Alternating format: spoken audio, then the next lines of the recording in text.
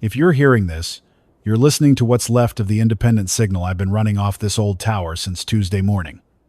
My name's Rick Delaney. I was a radio host back in the early 2000s. Classic country, local weather, school closings, that kind of thing. I left the business after my second divorce and went full-time into repairing CB and ham gear for storm chasers out of Bowie. I kept the equipment because I couldn't bring myself to let go of the sound of the airwaves. Not entirely. It's funny, isn't it? That what started as a hobby and a bad habit is now the only damn thing I have left to offer. Today is Saturday, March 29th, 2031. It's now 5:42 p.m. Central Time, and I've just been outside. I can see it now, plain as day in the sky, what they're calling Event Object 25 or AX67. But most folks are just calling it the Rock. It's not streaking or trailing like in the movies. It's hanging there low in the west, just above the tree line, and it looks like a dirty marble. Pale gray, faint hints of blue, no blinking lights, no flames. Just a giant silent thing creeping past the moon's orbit and into ours. NASA's last televised update ended around 2 this afternoon. Since then, the live streams have been taken offline. Official news channels went into a holding pattern, then dropped to static or pre-recorded safety messages. I haven't heard anything new from the folks over at the Jet Propulsion Lab in hours.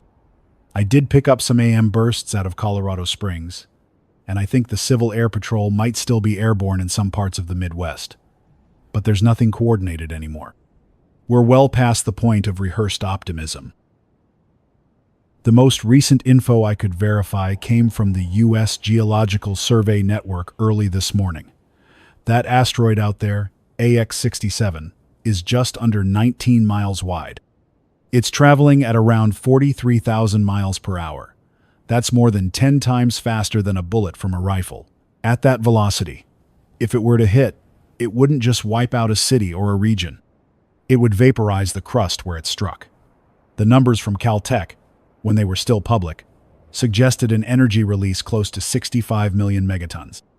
For comparison, the bomb that hit Hiroshima was about 15 kilotons. It's the kind of math that turns whole continents into shadows.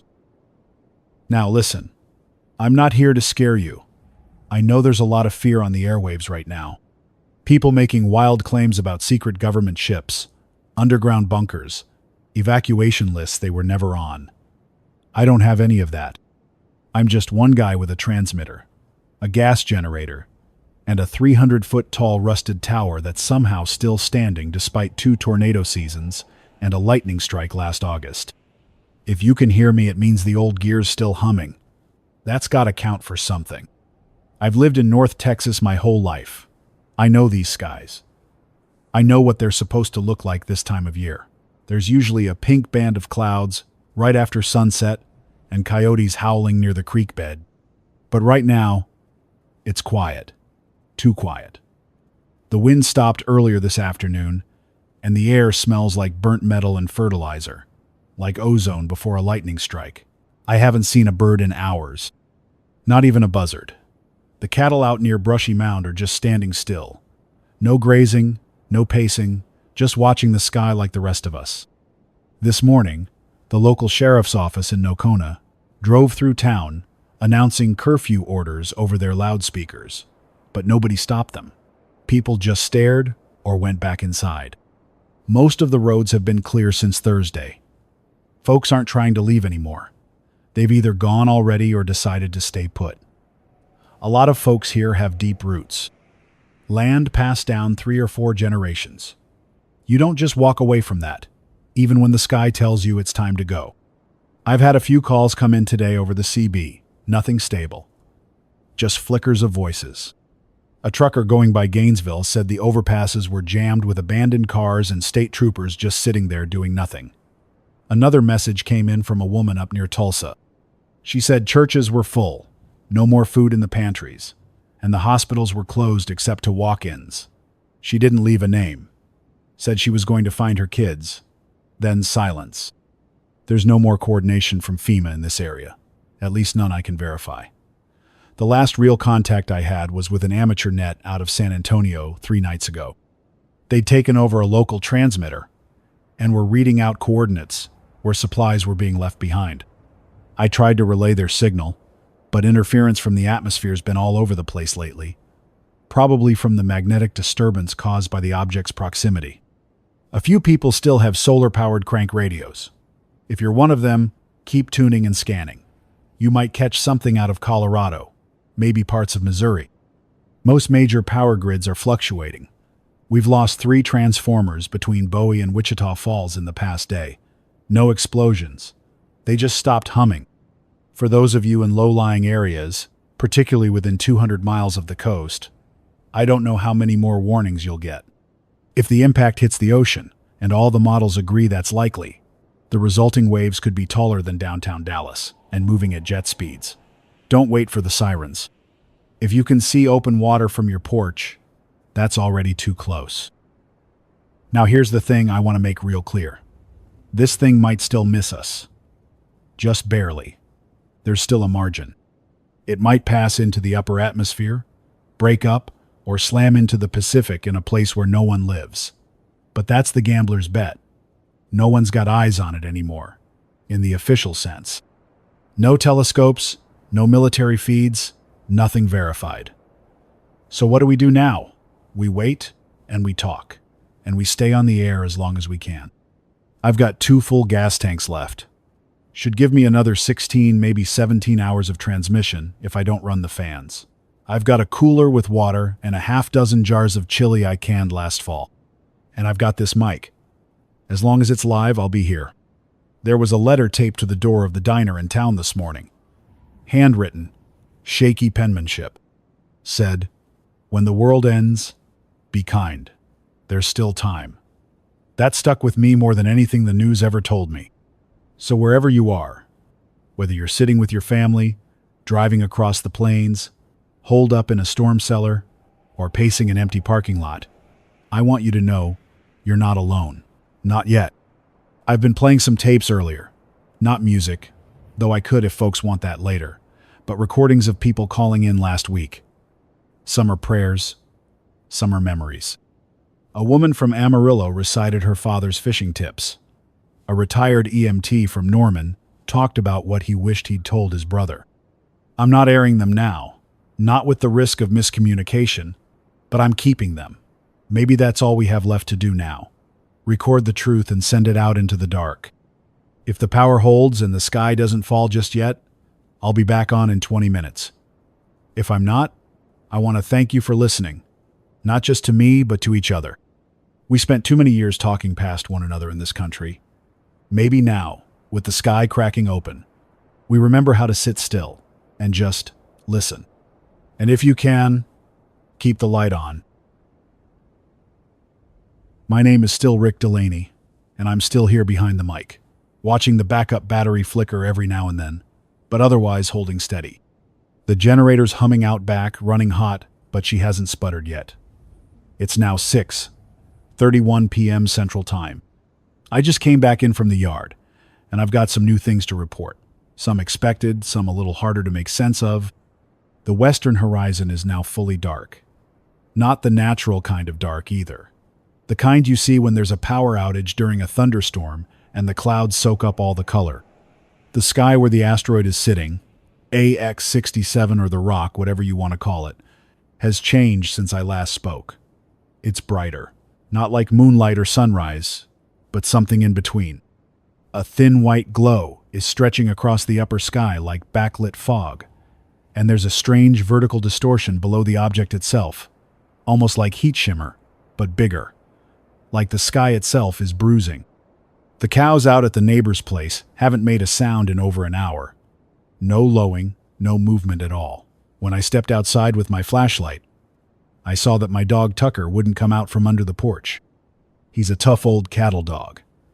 15 years, been through fire ant bites, copperheads, and a broken hip. But tonight he's just crouched in the dirt, watching the trees with his ears pinned flat and his tail stiff like a broom handle. He doesn't whimper, doesn't growl. He just stares. About 20 minutes ago, I picked up a signal on the lower end of the AM band. Barely readable, but I managed to clean it up. It's a relay transmission out of Huntsville, Alabama, an old public safety band. A guy identified himself as Dr. Luis Carter, head of atmospheric monitoring for Redstone Arsenal. He wasn't broadcasting from the main facility anymore, though. Said he and two others were operating from inside a shelter under a local firehouse, using a portable transceiver and a car battery. His voice was clipped, professional, but he sounded like a man who'd been talking too long without sleep. According to Dr. Carter, the object is now trailing microscopic debris ahead of its path, fine particulate material, mostly silica and trace metal compounds, drifting into upper atmosphere layers and disrupting jet stream patterns across the southern hemisphere. He said that's likely what's been affecting the weather radar, and that some areas along the Gulf Coast are beginning to show early signs of pressure inversion.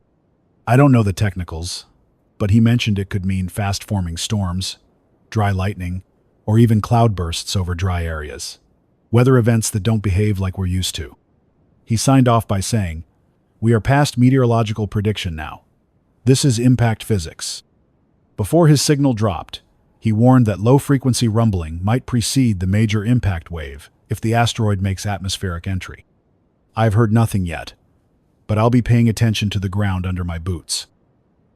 I know some of you are still tuning in from makeshift setups, solar rigs, car batteries. Some of you even running generators you built from junkyard parts. I got a note yesterday from a young guy named Marcus outside Fort Worth. He said he'd been listening for 2 days straight with his dad, stringing copper wire across their metal shed to pick up the frequency better. He ended the letter with a line that stuck with me. He wrote, "Even if we don't make it, we'll be remembered in sound." I read that about 10 times. I guess that's the part that hits hardest. It's not just about making it through this. It's about not being forgotten while it's happening. For those still collecting basic information, here's what we know, or at least what we think we know up to this point. The asteroid is now well within the Moon's orbit. Last estimate puts it under 180,000 miles out, and still closing.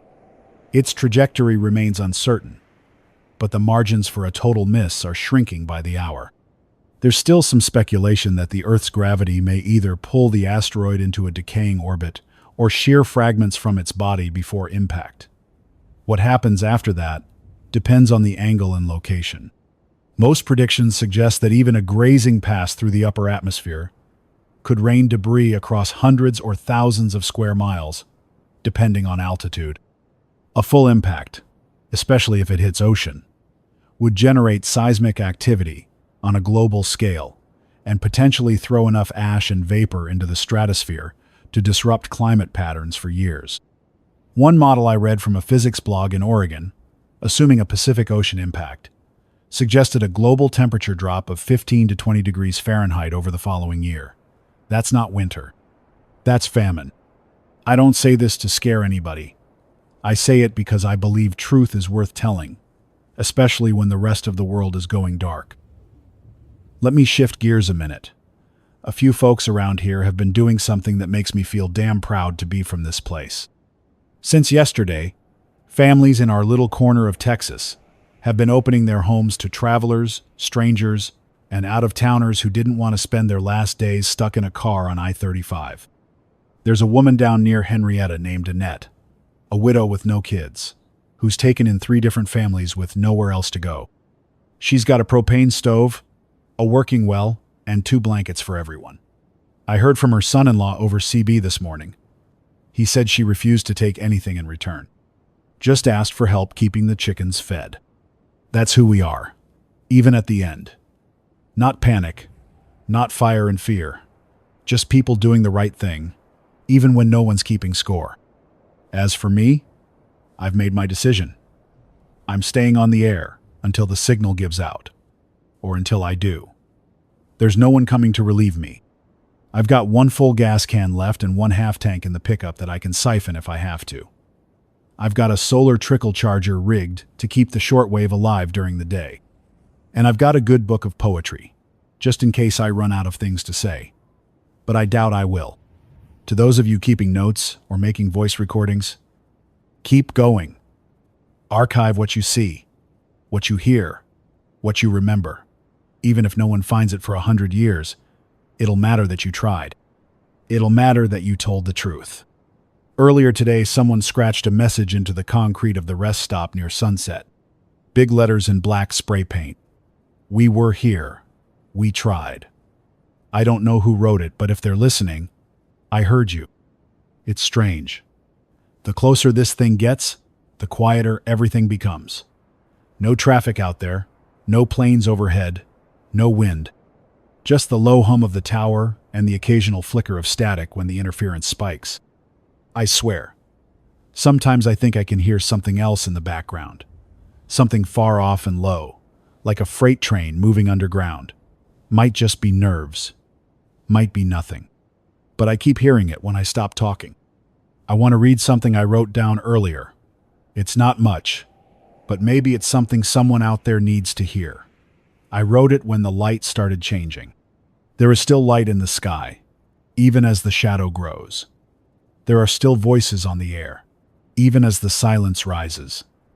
The world has not ended yet, and while it still turns, we speak, we witness, we remember.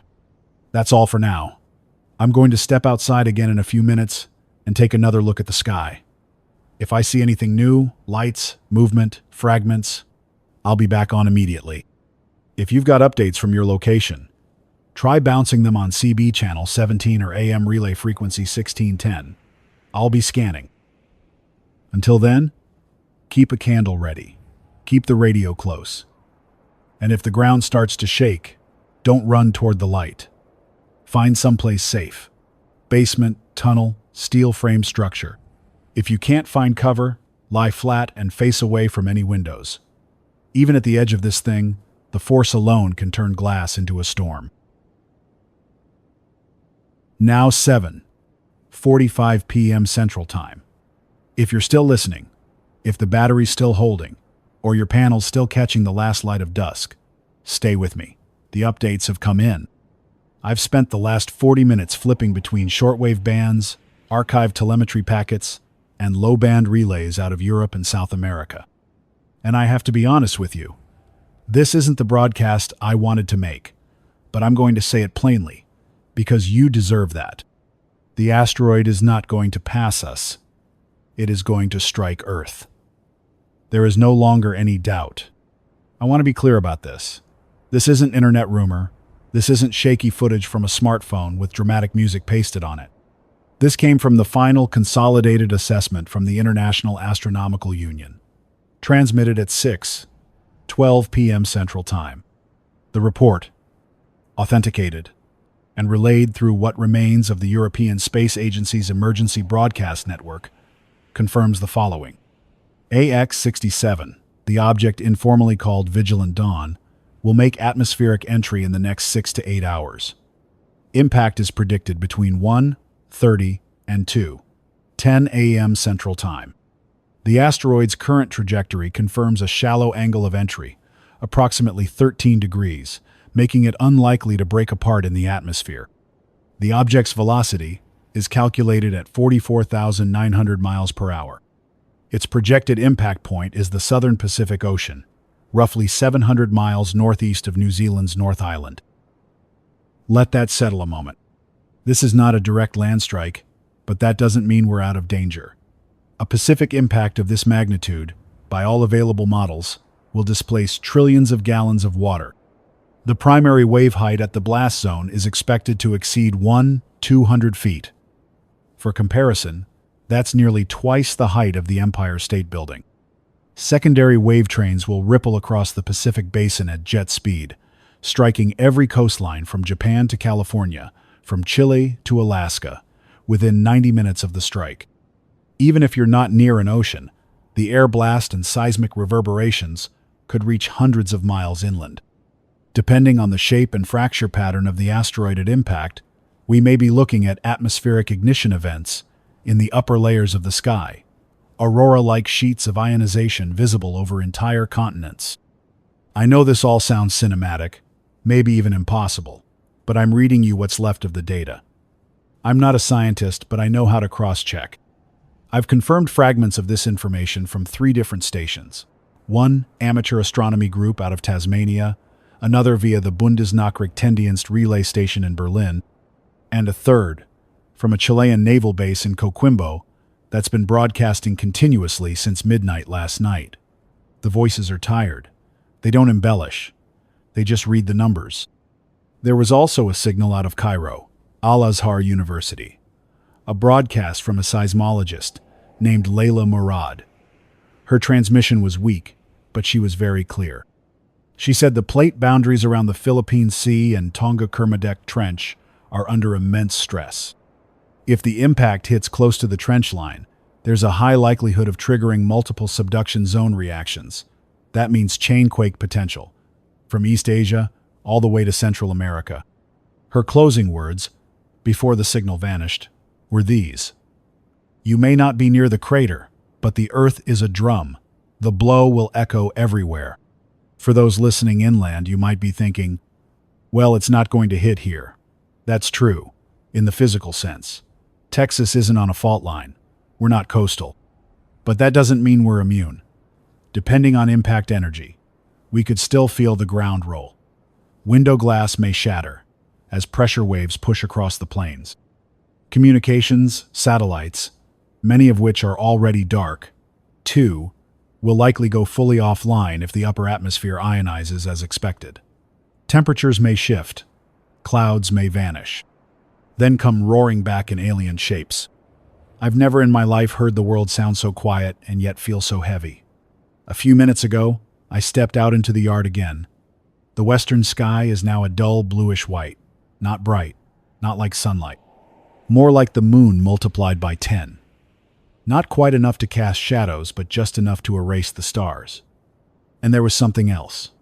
I thought maybe it was my ears ringing, but the dog heard it too. A low, constant hum, just below hearing range. You don't really notice it until you hold your breath.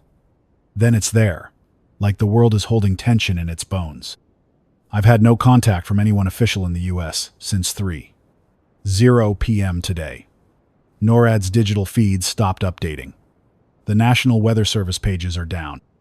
The White House channel has gone dark, replaced by looping emergency preparedness messages. No voice, no explanation. There was one brief ping from a FEMA relay tower out of Kansas City at 6:17 p.m. Just a simple confirmation ping without audio. Then, it was gone. As far as I can tell, any remaining infrastructure is running on automated protocols or abandoned. But people are still talking. I've heard voices from Maine to Montana. Folks rigging up field transmitters, relaying position reports and weather changes. There was a guy near Missoula, Montana. Name was Everett. He said he and a dozen others had holed up in an old missile silo, turned seed vault. He didn't say they expected to survive. He just said they were archiving all the data they could and pushing it out to low-frequency bands. History should not be erased in silence, he said. Even if the page burns, let the ink dry. That's the kind of courage I'm trying to match. That's what I owe you, those still listening. The phone lines here are dead, but the CB is still holding steady. Channel 12 has been a lifeline, people checking in. A man and his son outside of Amarillo are still trying to get a signal from a cousin in Long Beach. A woman near Norman, Oklahoma, is broadcasting children's bedtime stories, soft and slow like she's tucking the whole country in. And there's a pastor near Shreveport who keeps repeating a single line every 15 minutes. Be still and know. No preaching. No panic. Just those 4 words. Over and over. Like a lighthouse pulse in fog. I've received several handwritten messages left on my gate in the last day. People passing through, heading north or west, leaving a word or two. One just said, "Keep the dial warm." Another left a can of peaches and a postcard with a photo of Niagara Falls. No message, just the picture. Maybe they just wanted someone to remember something beautiful. I want to take a moment now to read a short list of cities with active reports of preparation or evacuation. These aren't official orders. These are just the latest observations from confirmed amateur broadcasts. Honolulu, Hawaii. Evacuation from coastal areas completed by 6:10 p.m. local time.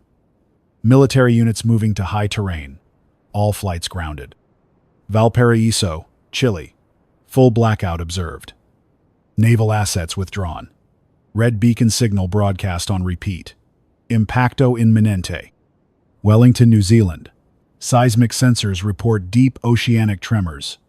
Broadcast towers shut down except for weather-band relay. Local time, 1:45 p.m., March 30th. Osaka, Japan. NHK ceased operations at 10:00 a.m. local time. Only government signal remains. Continuous tone, no voice. Kodiak, Alaska. Emergency sirens active. Locals moving to high ground. Amateur band. Outpost reporting gale force winds not tied to storm systems. If you're on the west coast of the U.S., California, Oregon, Washington, please understand. If you can still evacuate inland or to elevation, do it now. Do not wait. I know traffic has been at a standstill in parts of Los Angeles, but if you're on foot or bike and you can head east, even a few hundred feet up in elevation might make a difference. Listen to local bands. Don't rely on social media. The networks are too unstable. Back here in Texas, the air smells different now. Drier. I noticed the barometer dropped nearly 3 points since 6:00 p.m. I've taken to writing down the readings every half hour, just to keep track of it. The static on the low end of the band has increased. It's like the whole atmosphere is being stretched.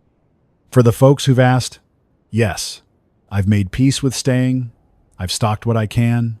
I've got water, food, tools. The dog's still here, curled under the desk, eyes half shut but not sleeping. I don't think he's left my side since yesterday morning. I'm going to sign off for a few minutes and switch over to the backup inverter. Power draws peaking higher than expected, and I don't want to lose the transmitter. I'll be back on as soon as I stabilize the system. In the meantime, if you've got someone near, family, friend, even a stranger, sit close. Say what needs saying. Share warmth. Don't waste the hours left on silence. We may not get another chance. It's just past 9:00 p.m. Central Time. The temperature outside has dropped almost 10 degrees since sundown, and the sky, if I'm being honest, looks wrong. Not dangerous yet, just wrong. Like a reflection on water you can't quite trust. The moon is nowhere to be seen, completely drowned in light from the object overhead. And that object now spans more than a thumb's width at arm's length. I don't need a telescope anymore. You can see the shape of it, slightly oblong, scarred. It looks more like a mountain than a rock, just hanging there, low and heavy, like it's daring us to blink. I was inside calibrating the power draw from the inverter when a set of shortwave bursts came through an unregistered frequency. Usually that's just static or garbled CB bleedover, but this was something else. I'm not going to lie to you. What I heard changed the tone of what I'm doing here tonight. The voice was distorted at first, like a feed from a deep underground station. Male, American accent. Calm but hurried. He identified himself only as Echo 27 and claimed to be operating from a repeater site near Buckley Space Force Base in Colorado. It was a limited relay, cut every 15 seconds by some kind of automated scrambler, but he got the essentials out. According to him, and I'm going to paraphrase so I don't get anything wrong, the asteroid wasn't a surprise. Not exactly. He claimed the object was first officially reclassified from non-impacting to elevated concern 26 days ago, after new infrared telemetry from a deep orbit observatory registered an unexpected gravitational curve. Not from Jupiter, as publicly reported, but from an interaction with something past Saturn, possibly a long-period comet. It passed near undetected. That event shifted AX-67's trajectory by less than a degree, but at the scale we're talking about, that was enough.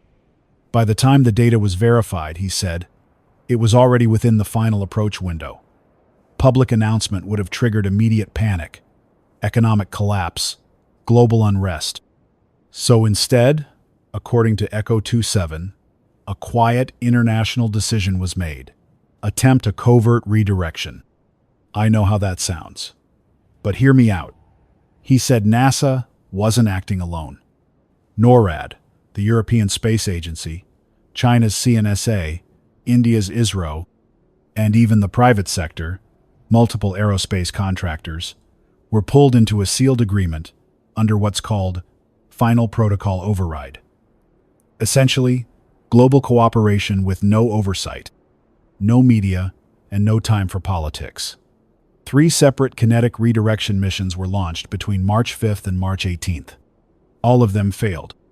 The first, Echo said, was launched out of Vandenberg using a Delta IV Heavy that had been quietly reassembled from a mothballed configuration.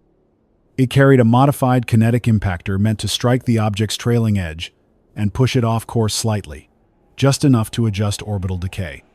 The rocket launched under the cover of a classified coastal defense drill.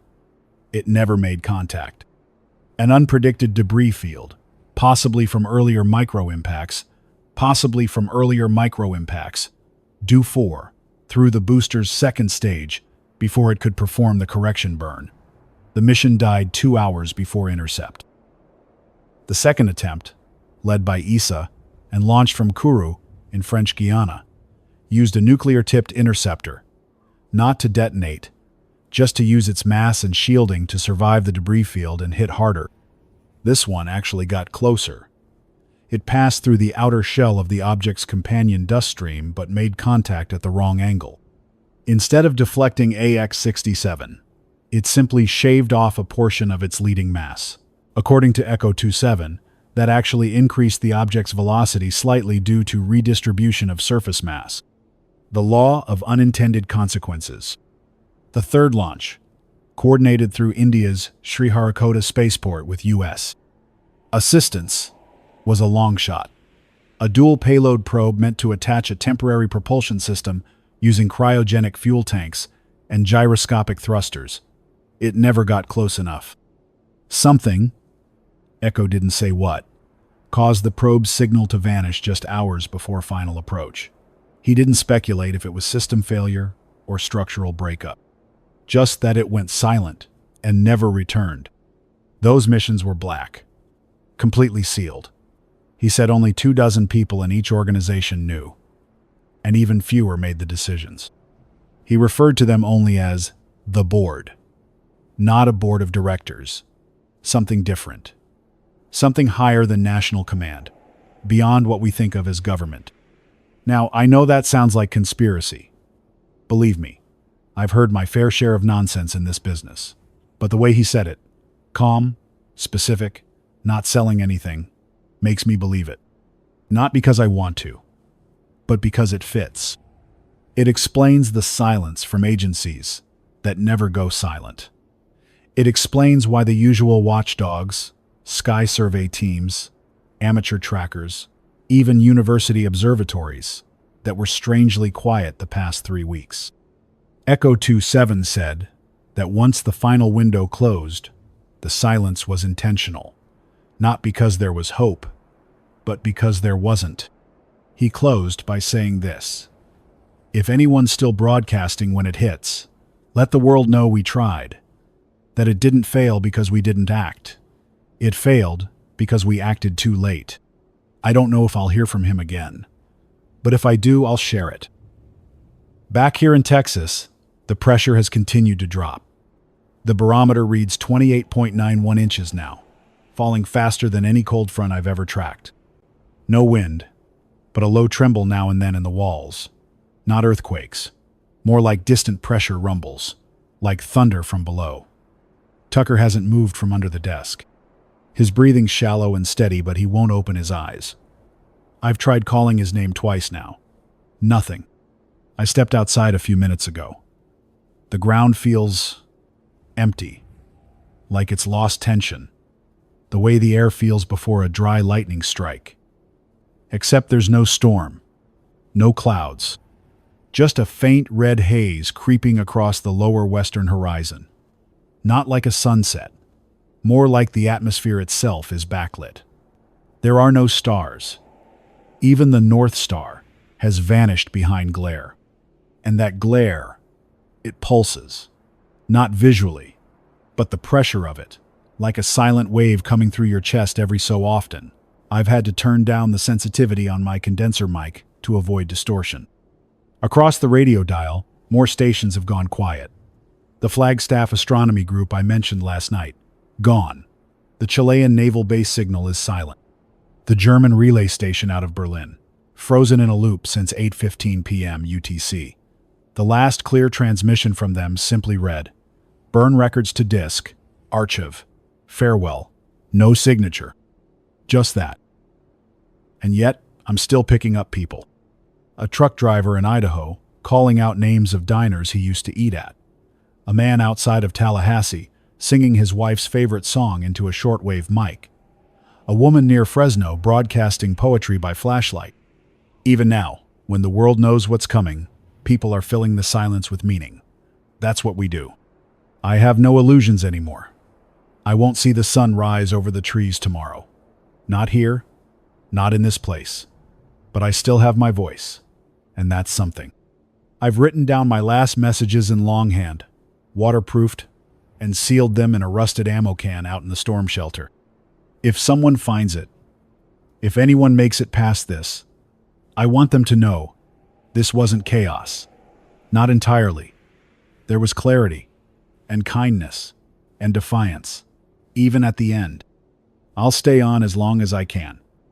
If I go quiet for a few minutes, it means I'm switching feeds or conserving fuel, but I'll always come back. It's 10:32 p.m. Central Time, and if you're still hearing me, then we're both lucky. The signal is weak tonight. Not from the transmitter. I've triple-checked the lines, but from the sky itself. Something is interfering with the band across all frequencies. Static pulses, like you hear during solar storms, but longer, heavier. It's not sunspots. It's not atmospheric dust. It's something else. The first fragments have started to fall. I repeat, we are no longer dealing with a hypothetical impact. The debris field preceding AX-67 has entered the upper atmosphere in multiple locations. Initial reports, confirmed by local stations and surviving shortwave bands, indicate high-altitude fragmentation events over parts of Australia, Eastern Europe, and several U.S. states. These are not meteor showers. These are solid kinetic impacts. Let me be clear. This is not the main body. This is just the vanguard. Debris pulled along in the gravitational slipstream of the asteroid. Pieces that may have been broken off decades ago during early collisions, or even during the failed deflection attempts we now know about. I have pieced together the following from multiple sources over the last 45 minutes. At approximately 9:36 p.m. Central Time, a cluster of high-velocity fragments impacted the sparsely populated interior of Western Australia. A relay out of Geraldton broadcast for roughly 4 minutes before cutting off.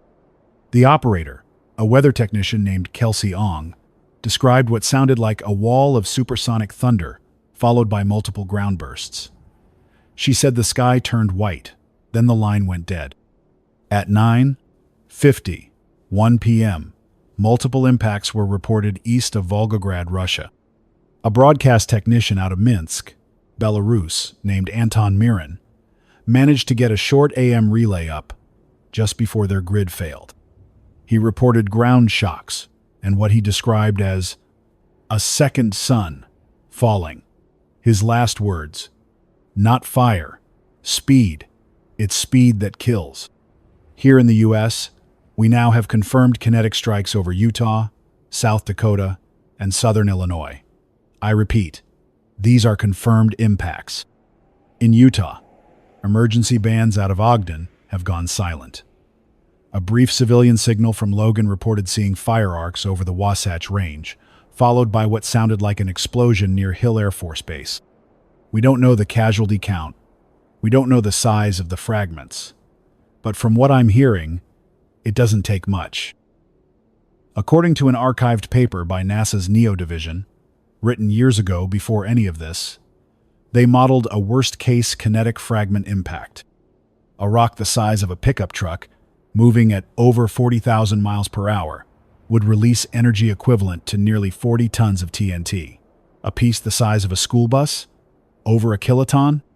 That's enough to destroy several city blocks outright. And remember, these aren't glowing meteor trails burning up safely. These are solid, dense, and traveling faster than the sound they make. Here in Montague County, the ground just shook for the first time. Not an earthquake, not the deep rolling kind.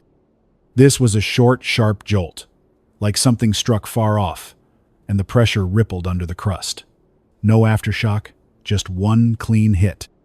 The dog, Tucker, yelped from under the desk for the first time in hours. I stepped outside a minute later, and there was a glowing streak trailing southward, vanishing near the horizon. Somewhere in central Texas, something came down. I've checked the power lines, and so far the grid in our county is holding, though flickers are becoming more frequent. That's likely due to electromagnetic disturbances in the upper atmosphere. The last time I saw voltage fluctuations like this was during a minor geomagnetic storm back in 2028. But this feels different. The lights don't dim, they pulse, as if the Earth's own nervous system is spasming. There are already hundreds of wildfires burning across the Midwest. I picked up transmissions from amateur fire spotters near Wichita, Kansas. They're seeing entire pastures going up in flames, not from direct hits, but from airburst overpressure. When even a small fragment breaks up midair, the shockwave can flatten trees and ignite dry fields. It doesn't take direct contact to burn a county down, and we're still hours from the primary impact. For those still near a functioning shortwave, I want to give you some practical advice, compiled from emergency broadcasts and FEMA manuals long since taken offline. If you hear a sound like rolling thunder or deep booms with no visible storm, take immediate cover. That's impact shockwave propagation. Stay away from windows. Even distant strikes can produce pressure waves strong enough to shatter glass across miles. If you see a fast-moving light in the sky with no tail, do not assume it will burn up. Shelter immediately. Any fragment larger than a suitcase can kill from concussive force alone. If a fire starts nearby, smother it or use dry chemical if you have it. Water pressure may fail soon. Do not count on sirens or alert systems. Most have already gone offline or have been overloaded with false alarms.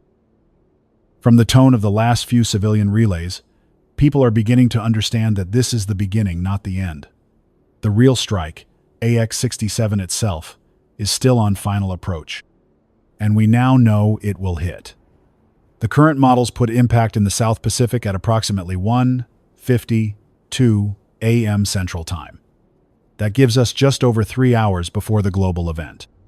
In those 3 hours, we will likely see increasing fragment activity.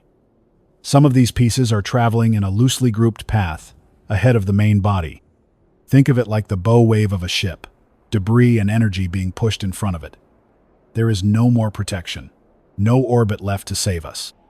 I want to pause a second and say something directly to the folks writing in, those of you leaving notes at my gate, those trying to relay messages for loved ones. I've read every scrap. I can't respond to all of them on the air, but I will preserve them. I've sealed 4 more letters inside a weatherproof document tube in the shelter out back. Even if the house goes, even if this tower falls, I want someone, anyone, to know we were here, that we said goodbye with dignity. The last signal I received from the University of Buenos Aires included one final estimate from their astrophysics department. Each second from now forward is borrowed from a ledger that no longer balances. I wrote that down and just stared at it, because it's true. Time itself feels incorrect, stretched. My hands feel slow. My heartbeat feels like it's behind the beat. I haven't eaten in 12 hours, but I'm not hungry. The air smells different, drier now, like the ozone after lightning, but tinged with burnt metal. The humidity sensors show a drop of 8% in the last half hour. Wind speed is 0. The weather is not behaving like weather anymore. I received a call, landline, somehow still working, from an old friend near Amarillo. His name's Carl. Used to be a deputy out there, ran a small-range radio station of his own until he got cancer in 2029. He said, "Rick, I don't think this is our world anymore. I think it already left." Then he hung up. No goodbye. No fear. Just those words. He's probably right. Somewhere between the start of this week and now, it stopped being our world. And the terrifying part isn't the fire or the fragments or the rumbling ground. It's the realization that nature is moving forward with or without us. The sky has no regard for our schedules, our countries, or our stories. It just keeps going, and we're left to either speak or go silent. It's gotten hard to keep the transmission list updated. Most of the major bands have gone dark. The last American weather satellites went silent just before 11. I was watching the data feed die, in real time, blinking out one frame at a time. Go S16, then Go S18, then Himawari over the Pacific. Even the static's changing now. It's not just noise anymore. It's pulsing, rhythmic, in a strange way, like the planet is beginning to hum from pressure. The sensors I rigged on the steel water tank out back are vibrating, very slightly. The vibration isn't steady. It comes in waves, like breathing. You don't hear it. You feel it in your ribs. Earlier tonight, we were just talking about falling fragments. Now, the sky is starting to tear open. Around 8 p.m., a green aurora began forming over the western horizon. Not a soft glow, the kind you see in photos from Alaska, but a shimmering, sharp ripple of color that moves like silk underwater. Texas isn't known for auroras, but this isn't solar flare activity. This is ionization. The object's proximity to Earth is dumping charged particles into the upper atmosphere. AX-67 is pushing through the Earth's magnetic field, like a freight train through fog, and what we're seeing now are the rails buckling under the pressure. And it's not just visual. All over the world, the symptoms of the final approach are starting to manifest. I received what might be my last full global update from a high-powered amateur relay in Iceland, an operator named Solvi, transmitting from a bunker near Reykjavik. His voice was raw, like he'd been talking for hours without sleep. He said that international bands are no longer coordinating. The International Red Cross relay server in Geneva stopped responding an hour ago. UN facilities in Nairobi and Bangkok went dark shortly after. Argentina's National Emergency Coordination Center ceased broadcasting, and the remaining signals out of South Africa are repeating looped evacuation orders. But it's not just silence, it's violence. Solvi described riots erupting in Oslo, Copenhagen, and Berlin. Not looting, revenge. Angry crowds storming emergency shelters after finding out that government officials and corporate leaders had disappeared into secured underground locations days ago. In Madrid, police reportedly opened fire on crowds trying to breach the gates of a hillside logistics facility rumored to be a privately funded survival bunker. Protesters burned police vehicles in Krakow and Paris. National Guard units in multiple countries reportedly abandoned their posts. Here in the United States, I haven't heard from any official source in over 2 hours. But the civilian bands are still trying. I picked up a weak signal out of Cincinnati. Barely a whisper, but enough to confirm the following. Mass panic on Interstate 71. Cars abandoned. People running from fires they couldn't explain.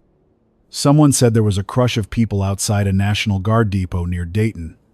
Another person mentioned a standoff outside a private airstrip where several jets took off without lights, heading due south.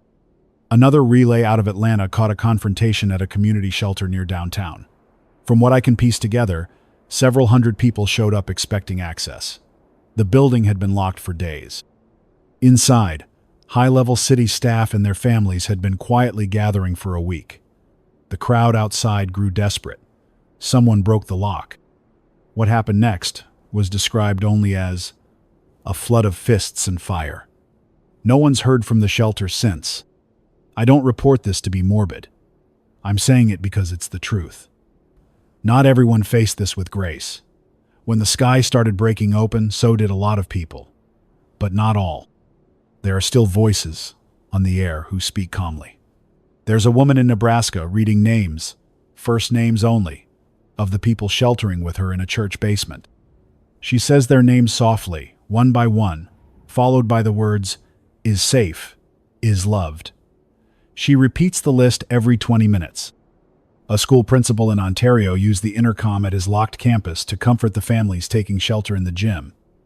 He read bedtime stories to children huddled beneath the scoreboard. A former priest in Arizona opened his empty chapel, lit every candle, and placed a shortwave mic on the altar. He hasn't spoken a word. Just left it live, the flicker of the flame crackling faintly through the feed. It's not all horror out there. Not yet. But the edge is close. Here at home, the pressure waves have begun. Around 11:30, I felt the first real one. No ground strike. No visible fragment. Just pressure. A deep, pulsing thump, like someone hitting the planet with a hammer from the other side. The windows bowed inward for just a moment. Not enough to crack, but enough to moan. The dog growled. My chest ached for a few seconds, like the air itself got heavier. I stepped out into the yard again, and this time the sky looked like nothing I've seen in my life. The aurora had spread, not just green, but streaks of violet and gold, pulsing up from the horizon. I could see shadows shifting across the yard, even though there's no moon. The object itself, AX-67, is now clearly visible overhead. It's no longer just a shape. I can see contours, craters, scar lines. It isn't spinning. It's just moving forward. Slowly, steadily, like a knife sliding into velvet. You don't realize how unnatural something like that looks until it's real. A rock the size of a state, silently falling through the sky like it's been waiting for this moment longer than we've existed. One more thing. I don't know how to explain this, but I feel like the air has weight now. Not temperature, not humidity. Weight. My knees ache. My ears pop every 20 minutes. It's like the atmosphere is slowly being pushed downward, or maybe drawn outward, stretched thin as the object draws closer to entry. There's a haze in the distance. Not smoke, not fog. More like the outline of gravity itself, as if the air is folding slightly where it touches the sky. I picked up a relay signal out of Tokyo, maybe one of the last from the Eastern Hemisphere. The operator, clearly stressed but composed, said that the outer thermosphere is showing signs of collapse.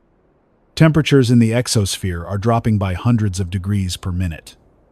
The Earth's protective magnetic layer is deforming under gravitational stress. That would explain the auroras at latitudes that shouldn't see them. The sky is bleeding light.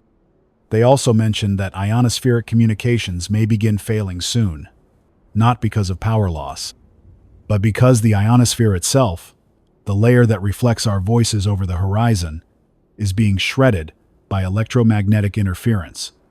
If that goes, we lose everything that isn't line of sight. That may be happening already. The signal from Argentina is gone. So is the Chilean coastal station. Even the relay out of Iceland, my last real link to the international field, Brablies, has been reduced to a loop of static and one recorded sentence. The lights are rising. I have no more words. I still have words. I don't know for how long, but I still have them. And while I do, I will use them. To whoever might be listening, hold fast. Stay low. Use this time not for fear, but for meaning. If you have paper, write. If you have a voice recorder, speak. If you're with someone, talk. You don't need to be strong. You just need to be true. The Earth is entering its final hours as we know it. The strike, based on updated modeling from pre-blackout ESA data, is expected between 1:45 and 2:00 a.m. Central. Margin of error, around 7 minutes. That's not much.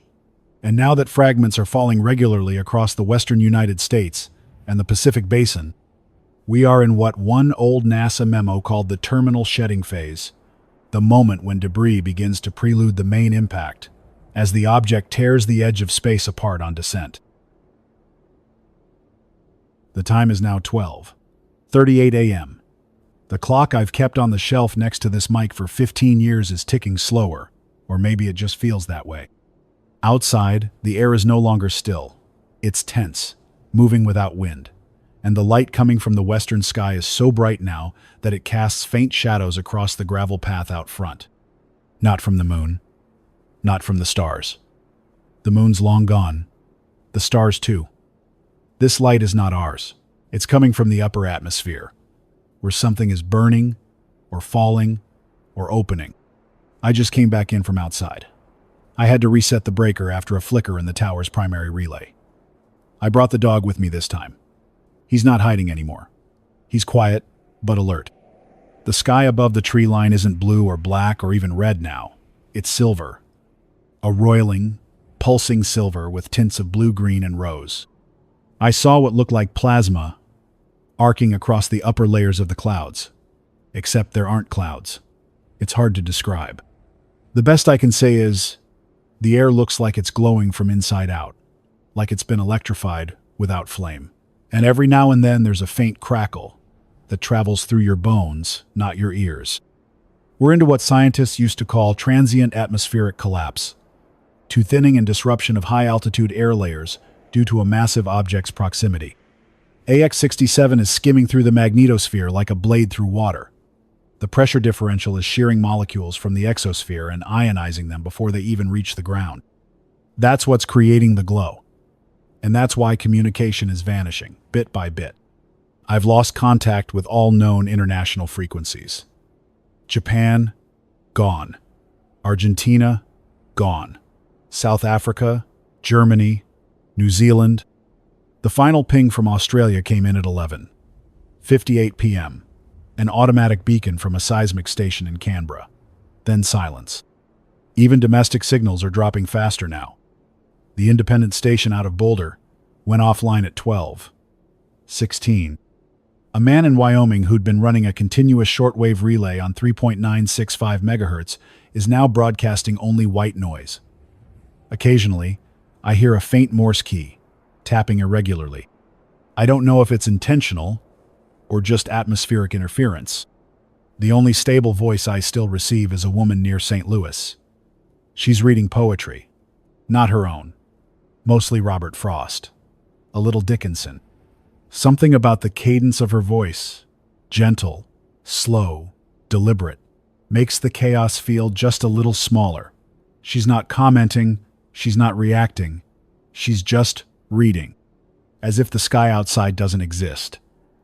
As if the world will continue, verse by verse. But the world is not continuing, not the way we knew it. At 12:23, I felt the house breathe. I don't know what else to call it. The pressure outside dropped so fast, it felt like the entire structure flexed inward, like lungs collapsing. There was a sound that came with it. A deep bass thrum that lasted 5, maybe 6 seconds. Not thunder, not impact. Something wider, broader. Almost like the resonance of the earth itself was shifting. And then the fragments came down. Multiple, visible, kinetic entries, bright enough to cast halos across the trees, streaked over Montague County from the southwest. I counted 7 in all. Most passed overhead, glowing white gold with violet tails. One vanished over the horizon to the northeast.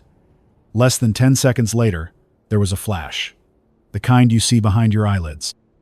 The power lines out back sparked, just once, and the air smelled like scorched aluminum. I picked up a broken relay from Denton. It lasted 24 seconds. A man yelling coordinates. Then a crash. Then static. No confirmation of damage.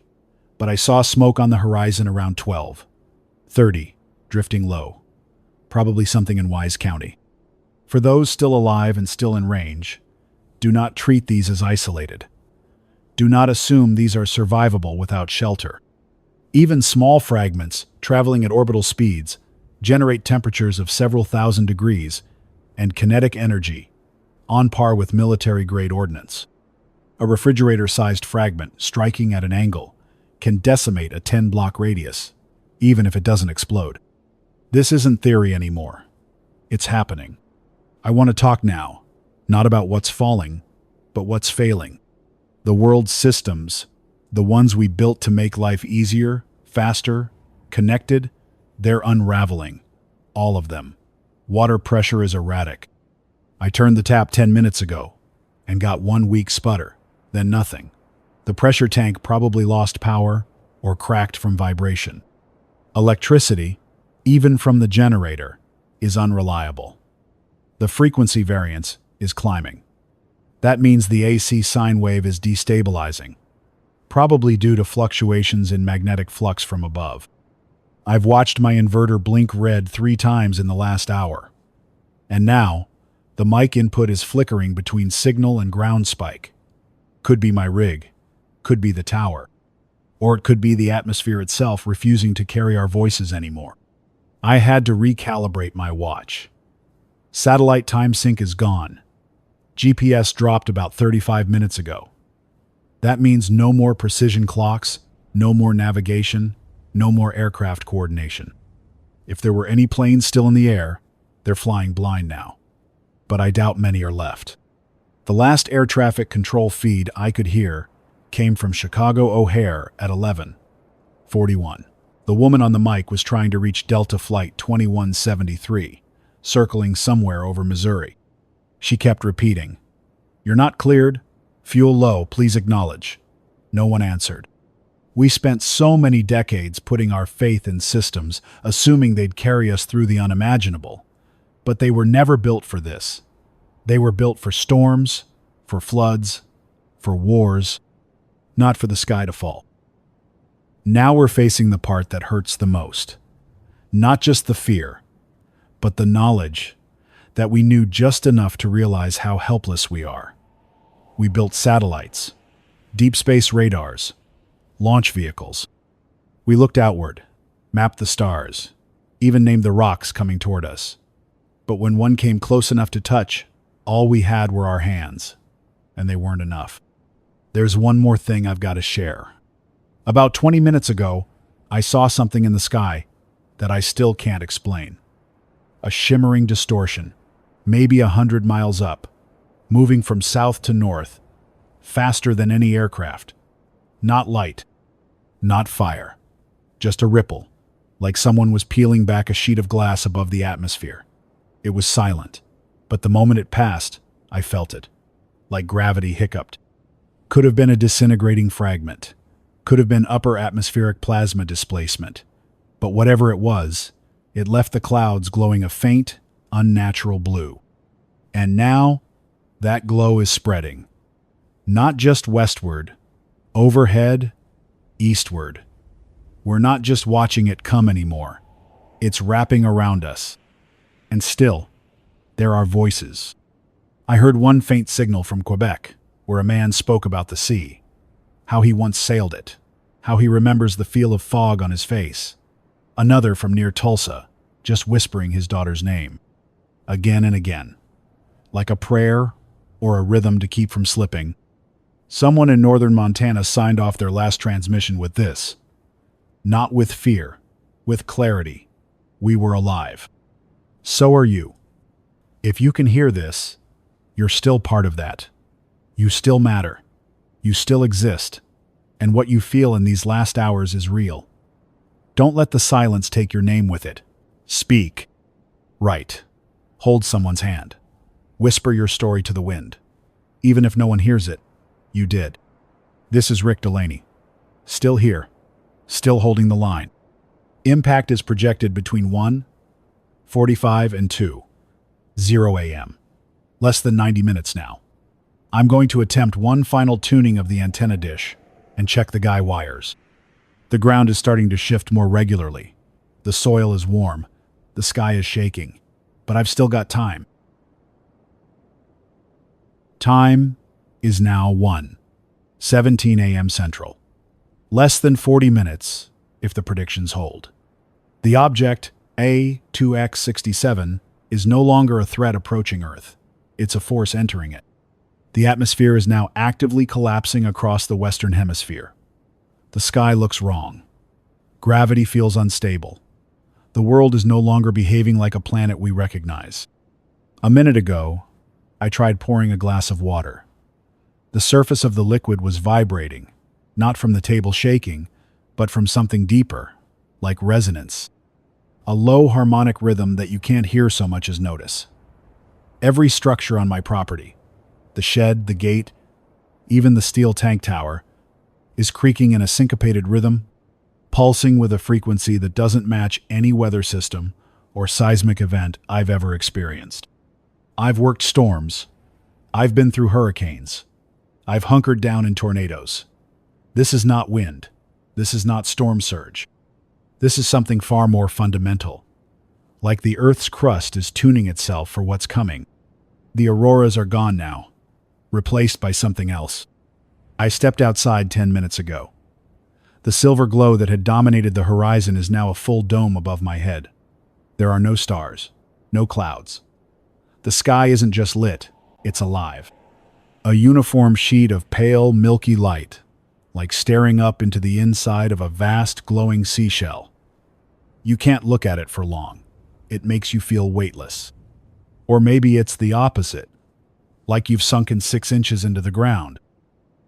The object is no longer visible. Not directly. That's the terrifying part. The sky has turned opaque. Where AX-67 should be, where it was just half an hour ago, is now a blinding point of light, like the sun trying to pierce through an overcast storm. It pulses, slow and steady. And with each pulse, I feel my chest tighten. Whatever's happening above us now isn't just visual, it's structural. The upper atmosphere is being displaced, probably by the shockwave bow forming ahead of the asteroid's leading face.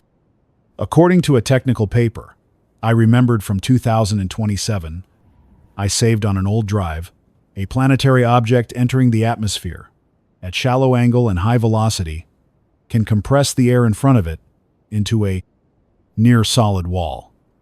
That wall moves faster than sound. It behaves like a pressure piston, and if it's big enough, it can actually precede the object by hundreds of miles. We're feeling that now. That means the asteroid isn't here yet, but its influence is. It's already folding the sky.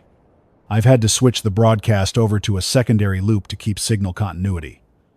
The tower's main coupling line surged twice since midnight. Not from direct impact, there's been no lightning, but from electromagnetic overload. The capacitor banks are humming so loud I can hear them through the concrete. If this was a nuclear blast, we'd call this the eon phase of EMP, electromagnetic pulse, caused by high-altitude detonation. But this isn't man-made. This is what a multi-mile object tearing through the magnetic field does. It's warping the planet's ionosphere, bleeding off electrons, and destabilizing every electrically conductive system in its path. I've lost contact with the last functioning shortwave network in North America. Around 12:50 a.m., the Ontario net fell silent. The final message, which I caught only a portion of, was a woman saying, "We see it in the distance. The ocean's rising." No call sign. No further words. The Pacific is no longer just an impact point. It's a weaponized surface now. The object is expected to strike roughly 700 miles northeast of New Zealand. But the math no longer matters. The size of the bow wave forming in front of AX-67 is so vast that it's likely displaced entire regions of the upper atmosphere before entry. I picked up a scrambled and incomplete seismic update from a Chilean station before their band failed completely. It confirmed pre-impact seismic ripples across multiple tectonic plates. That's not from the rock hitting yet. That's from the atmosphere pushing down on the crust with unprecedented force. In simple terms, the Earth is responding to something that hasn't technically touched it yet. And I felt it just now. At 1:06 a.m., a wave, an actual physical pressure wave, passed through my house. It was not wind. It didn't blow through the trees. It bent them. Everything swayed in the same direction for 2 seconds. Fence posts, water towers, even the tower itself. The weather vane spun in a full circle. The dog barked once, then whined. It felt like the earth flinched. And still, no sound. Just that low, crushing infrasound thrum, like the breath of something impossibly large, held just behind your ear. I don't think we'll hear the impact until long after the damage is done. At this velocity, the object's entry blast will outrun its own sound. By the time you hear the boom, the sky will already be gone.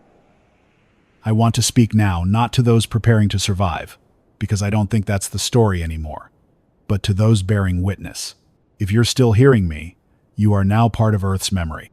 Not its survival, maybe, but its memory. There's a voice still coming out of West Virginia. A man reading names. Not his family, not friends, just names of rivers. He says one, then waits, then another. Like he's reciting everything that once flowed through the world. Maybe that's what we're doing now, trying to carry as much of it forward as we can, even if no one receives it. At 1:10 a.m., I caught a faint, deeply garbled signal from an old Cold War relay tower out of Greenland. It was Morse. Translated, it read, "Global atmospheric collapse confirmed. Tell them we saw it." That's what I'm doing. I want to describe something I see now. Something I don't think I'll ever get out of my head, no matter what happens. Over the northern tree line, in the direction of Wichita Falls, the horizon is glowing white. Not fire, not lightning, something brighter. A rolling wall of light that flickers, fades, then surges forward again. I believe it's the leading edge of the shock dome, the massive, curved pressure wave caused by the asteroid's displacement of atmosphere before final descent. From what I remember reading in NASA impact models, an object this size compresses air into an expanding shell as it enters. That shell moves at hypersonic speeds, and when it hits the surface, whether ocean or land, it behaves like an all-directional bomb. In this case, the leading edge is possibly over 500 miles wide, and the back half is still in the mesosphere. We may not see the impact here in Texas, but we'll feel it. My gut tells me we're minutes, maybe tens of minutes, away from the final phase. I've brought the microphone closer. This backup rig is grounded to a deep copper rod I drove into the soil last spring. I never thought I'd need it for this. I've closed every door, secured the shutters, and turned off all non-essential lights. Not because I think it'll save me, but because I want the last signal I send to be clean, uninterrupted. If this is all we get, these last words, I want them clear. To those who stayed with me through these nights, I don't know your names, but I know your courage. You didn't run from the sky. You faced it. You spoke into it. And now, you carry the truth of this moment. Maybe no one finds your recordings. Maybe the earth turns to ash and steam. But your presence here, right now, matters. I've written my final message on paper and placed it in a lead-lined case under the foundation of this shack. It says, "This was not madness. It was not chaos. We were here. We saw. We knew. And we remembered." That's all history ever asked of us. I'll stay live for as long as I can. If the power holds, if the wind doesn't tear the antenna down, if the pressure doesn't fold the roof inward, when the final moment comes, whether it's light or heat or sound, I'll be on this mic. The time is 1:41 a.m. Central, and I am watching the horizon come apart. I don't have a better way to say it. It's not weather. It's not light. It's not even sky anymore. It's movement. An overwhelming, directionless brightness that fills the western half of my world. And it's getting closer. The final impact projection remains the same, somewhere in the South Pacific Ocean, roughly northeast of New Zealand. But if you're still listening from this side of the world, then you already know it doesn't matter where it hits. The atmosphere is folding in on itself. The Earth has entered what the last surviving radio scientist out of Copenhagen called the full pressure drop phase. His words, before his feed vanished, were, "There is no longer a boundary between the Earth and the object."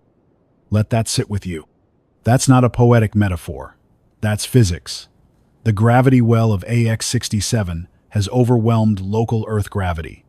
It's not just about the mass of the asteroid anymore. It's about the relationship between velocity, compression, and resistance. The asteroid is now shaping the planet around its fall path. Not after impact, during entry. I know most of you already guessed what that meant, but let me say it aloud, in case someone finds this recording someday. The Earth, right now, is being physically deformed by an incoming object, and I am watching it happen. At 1:35 a.m., I saw the first fireball, not fragments like before, not brief trails across the sky. This was different. This was permanent. It began as a pinpoint above the southern horizon, not far from where Venus used to rise on a clear spring morning. But it didn't move like a star. It grew, slowly, then rapidly. It's now as wide as a quarter, held at arm's length, and it pulses orange-white with a faint corona of violet fire. It does not arc. It does not fade. It is not going away. The heat hasn't reached me yet, but I feel something pressing against the trees outside. The air's gone heavy again. My ears are under constant pressure now, like I'm thousands of feet above sea level. My breath comes in shallow waves. I've had to sit down between transmissions.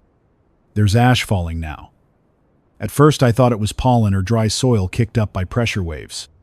But when I held a strip of paper out into the wind, it caught several fine gray flakes that dissolved into soot when touched. They're not from a nearby fire. They're too cold, too light. My guess is that upper atmosphere vapor trails from earlier fragment burns are now drifting down, dragged to the surface by collapsing air layers. And there's a smell, hard to describe. Not smoke, not ozone, more like something burned clean, like iron and stone ground together until the edges disappear. It's sharp in the nose but dry in the mouth. I think this is what the world smells like before it's remade. I've tried scanning the bands again. Nothing clear. Just short, ragged loops of voice and static. A child crying softly on one. A man reading from the Book of Revelation on another. There's still the faint tick of a signal out of Maine. Someone tapping Morse code every few seconds. I believe they're just sending one word, over and over. Here. That may be all any of us have left. To say we were here. A geologist I once interviewed during the Yellowstone scares in the 2020s told me that during a major eruption, animals flee the region before any visible change occurs. They feel it in the magnetism of the ground. The same is happening now. The dog, Tucker, stood up about 10 minutes ago. He walked to the door. He didn't look back. He just laid down next to it, facing out, as if waiting for someone. I think he knows. I looked west again. It's impossible to tell where the sky ends now. The fireball is growing fast. At first I thought it was stationary. But it's climbing. No, not climbing, expanding. I believe we're now seeing the upper fringe of the entry plume, what you might call the leading atmospheric reaction column. At these velocities, 43,000 miles per hour or more, the object does not glide. It punches. And the air in its path isn't displaced so much as vaporized, compressed to plasma.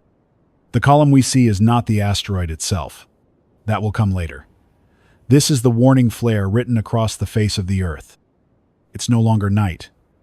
It's not day either. The light is different. Like standing under a full sun filtered through smoke and water. Everything glows, but nothing casts a shadow. It's like the air forgot what direction light comes from. I can see every branch, every ridge, every crack in the dirt outside.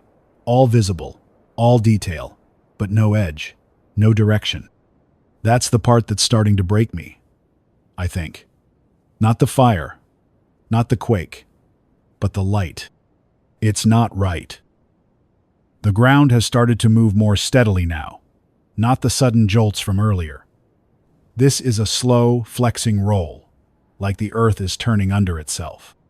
The seismometer I jerry-rigged with a suspended pendulum is swinging almost 4 inches each way. That doesn't happen without tectonic movement. It means the crust is beginning to resonate, with sympathetic quake behavior, fault lines absorbing pressure from the approaching shock. I heard a rumor, early on, that some governments believed they could shelter underground. That there were bunkers, cities, even deep in the limestone or the mountains. But if the crust itself is moving like this, I don't think depth is enough. How do you hide inside the thing that's breaking? I keep going back to something I heard a few nights ago. A woman from Toronto, reading from a notebook. Her voice was shaking, but she said something that stuck with me. The sky will burn, but we will not vanish. Every voice is a matchstick. Every story is kindling. She was right. I don't know how long I have. It's hard to say whether this tower will hold once the airburst hits. The compression wave alone might be enough to crumple steel. And the impact, if the object holds together, will release more energy than the Chicxulub event 65 million years ago. We're talking about millions of megatons. The ocean will rise. The crust will ripple. The sky will darken for months, maybe years, assuming there's anything left to see it. But I still have this mic, this transmitter, and you, if you're out there, if this is the last time you hear my voice, let it carry one truth. We didn't go quietly. We bore witness. We spoke our names into the dark. We made light in the hour before extinction. I'll keep speaking for as long as I can. My power's flickering. The voltmeter is dipping below 100. That means the generator's struggling. The electromagnetic field is likely degrading the output. I don't know if the transmitter will hold, but I will sit here and talk until I'm cut off. If you're recording this, burn it to disk. Press it to tape. Write it by hand. Carve it into stone. I don't care how. Just carry it forward. The time is 1:58 a.m. The Earth is entering the last seconds before full impact. I'm still here in the shack, beneath the old water tower, microphone pressed close, one hand on the board, the other wrapped around the edge of the desk like I'm holding on to the planet itself. And even now, especially now, I want to speak clearly. Because when the dust comes, when the sound gives out, and when the pressure crushes what's left above the ground, maybe some part of this voice will carry further than I ever could. The fireball is no longer a shape. It's the horizon. It has expanded into a continuous wall of radiant white, tinged with violet and rimmed in searing gold. The leading edge of the atmospheric entry dome has reached over the Rockies. The glow stretches north to Canada, south to the Gulf. The Earth is lit, as if from within, like we cracked open, and the core is rising to meet the sky. Outside the shack, every shadow is gone. There are no outlines, no contrast. Every object, rocks, trees, my own hands, has become flat and strange under this light, like depth has disappeared. The breeze is gone too, completely still now. Not a branch stirs. Even the insects, if any are left, have gone silent. Not even static comes from the radio bands anymore. The ionosphere must be saturated, fully saturated, with high-energy plasma. The electromagnetic echo chamber of Earth has collapsed into white noise. I've watched the voltmeter plummet. The final draw off the generator is irregular now, high harmonics bleeding off the line. I've shut everything else down. No fans, no lights. Just the transmitter and this voice. If the equipment holds for another 2 minutes, it'll be a miracle. But I still believe in miracles, or at least in meaningful endings. A few minutes ago, around 1:54, I felt the first real wave. It wasn't sound. It wasn't heat. It was pressure, a bowing of the world. Like everything below my feet dropped a 1/4 inch and held there, like the planet itself inhaled and forgot how to exhale. My ears popped. The concrete under the chair trembled once, then stopped. A ripple passed through the walls. Not enough to knock anything over, but enough to tell me the first edge of the main wave is here. We've known for hours, days, maybe, that this would end here, that AX-67 would not miss, that it would strike Earth and undo the order we built with wires and pavement and stories. But knowledge is not the same as experiencing it. Nothing prepares you for this. No number, no model, no footage. It's not just a global event. It's everything. Our weather, our air, our rules, our understanding, rewritten in a single glowing moment. They said the asteroid would strike northeast of New Zealand, somewhere in the deep Pacific, just before 2:00 a.m. Central. If that projection is right, impact will occur in less than a minute. The energy released will be measured in the hundreds of millions of megatons. For reference, the Chicxulub impact that ended the Cretaceous was estimated around 100 million megatons. This is larger. This is final.